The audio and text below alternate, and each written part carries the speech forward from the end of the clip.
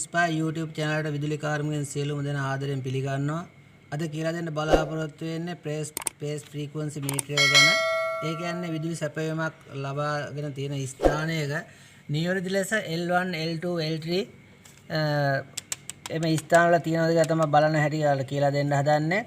ඒ කියන්නේ විදුලි මෝටරයක් හෝ යම් විදුලි උපකරණයකට L1 L2 L3 නිසි පිළිවෙලට ලබා දුන්නොත් තමයි මේ ක්‍රියාකාරීත්වය සාර්ථක වෙන්නේ. ඒක ගැන තමයි කියලා දෙන්න බලාපොරොත්තු වෙන්නේ. ඉතින් ඔයාලට බලා ගන්න පුළුවන් මේ මීටරේ ඉස්සරවම තියෙනවා L1 කියලා. ඒ වගේම තමයි රෙඩ් කෝර් කියලා එකකුත් තියෙනවා. ඊළඟට තියෙනවා L2 කියලා. ඒක යටින් ලියලා තියෙනවා white core කියලා. ඊළඟට තියෙනවා L3 blue core කියලා.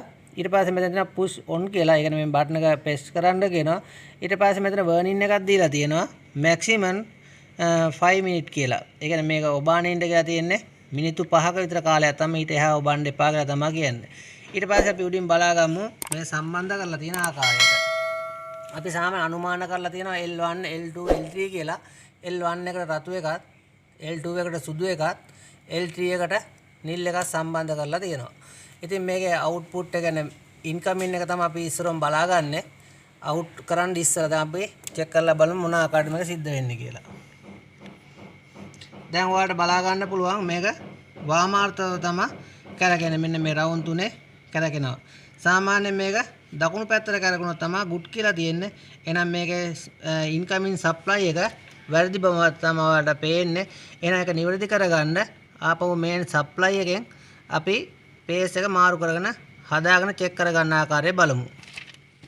ඔයාලට දැන් පේන්න ඇති මේ මීටරේ ඇන්ටි ක්ලොක් වයිස් තමයි කරගුණේ. එසේනම් ඒක ක්ලොක් වයිස් තමයි කරගුණ ගුඩ් කියලා තියෙන්නේ.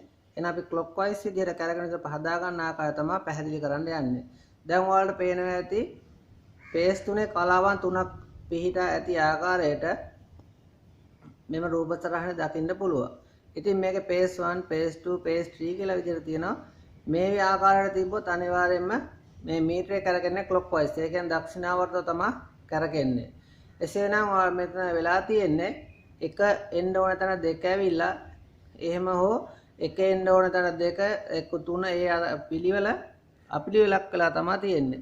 ඉතින් මේක පියවිය හැට අපිට පේන්නේ මේක නිසි ආකාරයට හරියන විදිහට හදා ගන්න මේක සඳහා භාවිතා කරන අපි මේ මීටර පේස් ෆ්‍රීකවන්සි මීටරේ දැන් අපි බලමු මේ කලාවන් එකක් වෙනස් කරලා මොන ආකාරයකද මේ මීටරේ ක්‍රියාකාරීත්වය ඇති වෙන්නේ කියලා. දැන් ඉතින් මම අර මුලින් පෙන්නපු ස්ථානයේ කියන ප්‍රධාන සැපයීමක් ලබා ගන්න ස්ථානයේ පේස් තුන දැන් නිසියාකාරව සම්බන්ධ කරලා තියෙනවා. දැන් බලමු අපි මේක මොන පැත්තටද කරකෙන්නේ කියලා. මේන් සැපයීම ඔන් කරා. දැන් ඔයාලට පේනවා ඇති දක්ෂිනාවර්තව තමයි මේ කරකෙන්නේ. ඒත් එක්කම රතු පාටින් ඉන්ඩිකේෂන් වෙනවා රතු පාට බල්බ තුනක්.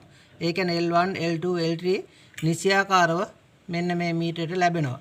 මෙතන දක්වලා තියෙනවා මේ පැත්තට දකුණු පැත්තට කරගෙනනවා ගුඩ් කියලා. ඉතින් යාළුවනේ මගෙත් එක මෙවැනි වීඩියෝ නැරඹීම සඳහා මාගේ YouTube channel එක subscribe කරන්න, like කරන්න, ඔයාලට තියෙන විදුලි කාර්මික ගැටලු comment section එකේ comment කරන්න. අනිත් විදුලි කාර්මිකයට බැලීම සඳහා මේ වීඩියෝ එක share කරන්න. ස්තුතියි.